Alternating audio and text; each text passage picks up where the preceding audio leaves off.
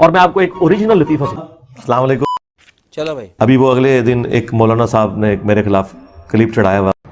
باقی دوسرا آدمی جو ہے وہ انجینئر، وہ ایک منڈا آیا ہے جناب، وہ انجینئر، وہ آدمی تو بالکل جاہل ہے. میرے متھے نہ لگنا، سیدھی جی گل ہے.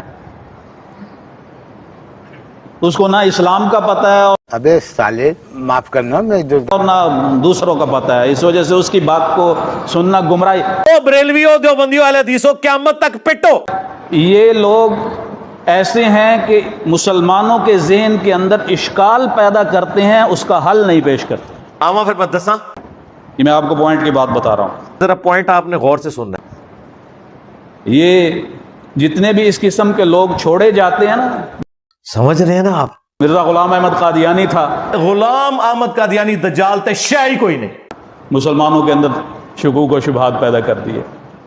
اس قسم کے لوگ شکوک و شبہات پیدا کرتے ہیں دیکھو یار کتنا بڑا دھوکہ دے رہے ہو یار، میرا دماغ خراب ہے. اور اس کا حل پیش نہیں کرتے. حالانکہ ایک صاحب علم آدمی کا یہ مقام ہوتا ہے کہ وہ جو شک اور شبہ کی بات ہے اس کو حل پیش کرے، صحیح حل پیش کرے. تو ماموں پارٹی بتاؤ نا، لکھا کیا ہوا ہے ادھر؟ صرف اپنا مفاد کو سامنے نہ رکھے اور اپنے اغراض کو مقاصد نہ رکھے. لاکھ لعنت ہے تیرے منہ تے. رکو ذرا، صبر کرو. اسی وجہ سے حکیم الامت حضرت مولانا شاہ محمد اشرف علی تھانوی رحمہ اللہ میاں سمجھ رہے ہیں نا آپ؟ بزرگان دین کہتے ہیں اس قسم کے لوگوں کی باتیں عام لوگوں کو نہیں سننی اور نہ پڑھنی چاہیے. واہ، چنگی مت پہ دینا ہے منو. اس سے نقصان ہوتا ہے کیونکہ آپ کو دلائل کا پتہ نہیں ہے، اور جو ایک بات آپ کے سامنے لائیں گے آپ سمجھیں گے کہ پتہ نہیں. او سرکار بخاری مسلم پڑھو. بابیاں وچ اکثر بابیاں نے کام چوک کے رکھیا ہے.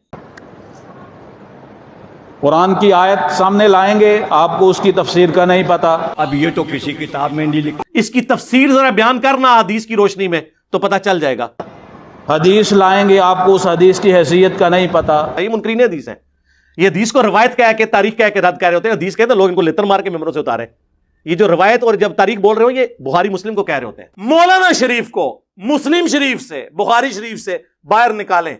فقہ کی بات لائیں گے، اس کے اندر آپ کو اس کے اصول کا نہیں پتا تو آپ کا ذہن خراب ہو جائے گا. اپنے بزرگوں کو یہ کچھ سیکھا جائے. پھر میں اس لیے تو کہتا ہوں نا، میرے نبی سا ہے ہی کوئی نہیں.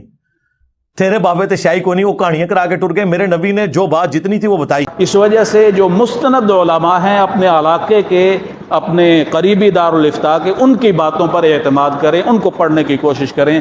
چپ کر، بکواس بند کر.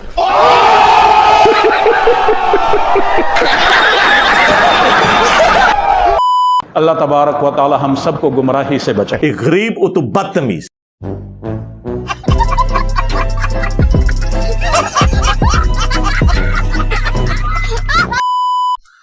یہ کہنا کہ میرا رویہ سخت ہے تو یہ وہ لوگ مجھ سے بات کر رہے ہیں کہ جو دوسرے فرقوں کو کافر سمجھتے ہیں، گستاخ رسول کہتے ہیں، مشرک کہتے ہیں، ہر وہ گالی. میں تو ساروں کو مسلمان سمجھتا ہوں، سب کے پیچھے نمازیں پڑھنے کا قائل ہوں، سب کو چندے دیتا ہوں جو ان کی زندگی اور موت کا مسئلہ ہے. میں نے تو کوئی کتاب حسام الحرمین لکھ کر اور دیوبند کو واجب القتل اور مرتد قرار نہیں دیا. میں نے المہند لکھ کر بریلویوں کو شیطانی لشکر تو ڈکلیئر نہیں کیا. یہ تو ان کے بزرگ کرتے رہے. میں تو ان سب کے نام احترام سے لیتا ہوں. میں ان کے نظریات سے اختلاف کرتا ہوں. یہ کہتے ہیں نا زبان سخت ہے، وہ زبان نہیں سخت. وہ زبان اتنی علمی ہے کہ ان کی پبلک ان کے گاٹے فٹ ہو گئی ہے کہ انجینئر صاحب تمہاری ایک ایک بات کا جواب دے رہے ہیں، اور جو گستاخانہ عبارتیں تمہاری کتابوں سے نکل رہی ہیں، انہی عبارتوں سے کم درجے کی جو عبارتیں تھیں ان پہ تم نے دوسرے مکاتب فکر کو نیزے کی نوک پہ رکھا ہوا تھا.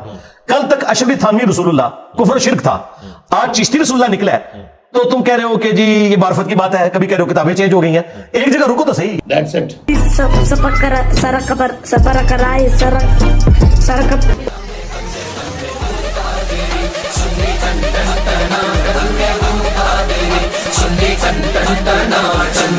DJ Sadar.